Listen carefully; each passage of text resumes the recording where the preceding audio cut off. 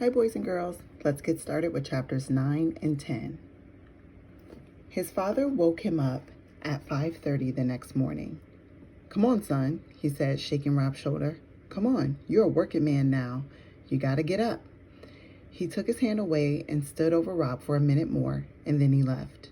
Rob heard the door to the motel room squeak open. He opened his eyes. The world was dark. The only light came from the fallen Kentucky Star. Rob turned over in bed and pulled back the curtain and looked out the window at the sign. It was like having his own personal shooting star, but he didn't ever make a wish on it. He was afraid that if he started wishing, he might not be able to stop. In his suitcase of not thoughts, there were also not wishes. He kept the lid closed on them too.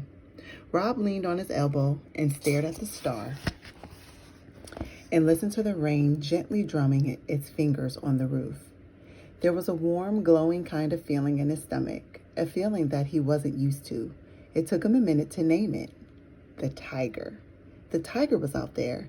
He got out of bed and put on shorts and a t-shirt. "Still hot," his father said when Rob stepped out the door. "And still raining." "Uh-huh," said Rob, rubbing his eyes. "Yes, sir."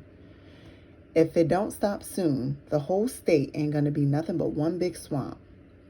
"The rain don't bother me," Rob muttered. On the day of his mother's funeral, it had been so sunshiny that it hurt his eyes.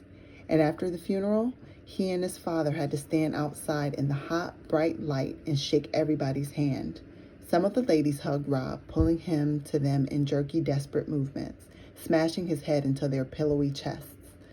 "If you don't look just like her," they told him, rocking back and forth and holding on to him tight.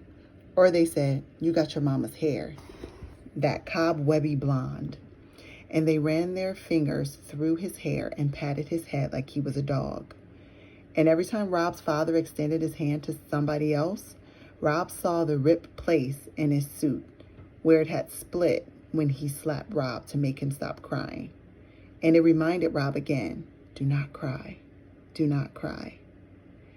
That was what the sun made him think of, the funeral. And so he didn't care if he ever saw the sun again.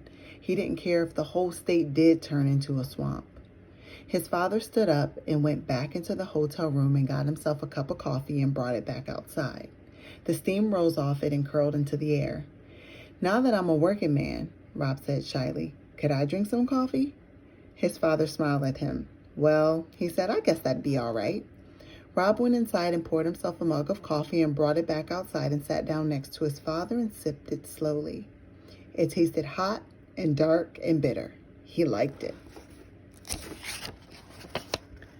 "All right," his father said after about 10 minutes. "It's time to get to work." He stood up. It wasn't even 6 o'clock. As they walked together alongside the back of the motel to the maintenance shed, his father started to whistle Mining for Gold. It was a sad song he used to sing with Rob's mother. Her high, sweet voice had gone swooping over his father's deep one, like a small bird flying over the solid world. His father must have remembered too, because he stopped halfway through the song and shook his head and cursed softly under his breath. Rob let his father walk ahead of him.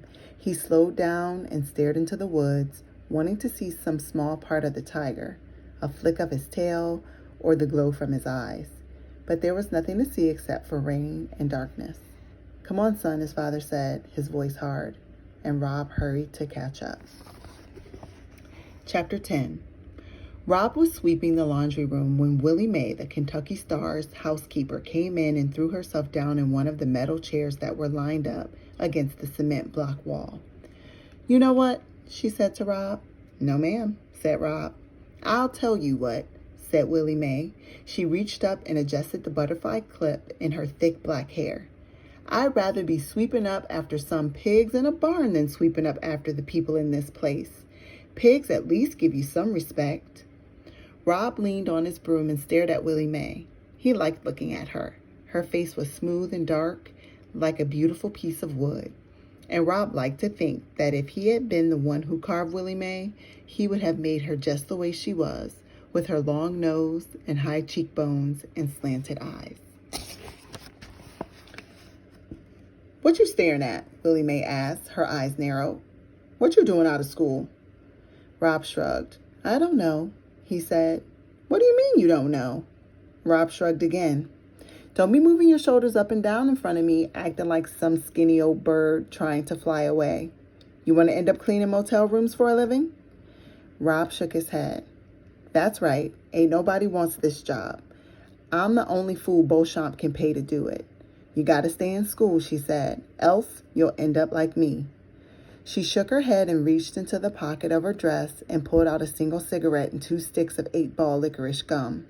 She put one piece of gum in her mouth, handed the other one to Rob, lit her cigarette, leaned back in the chair and closed her eyes.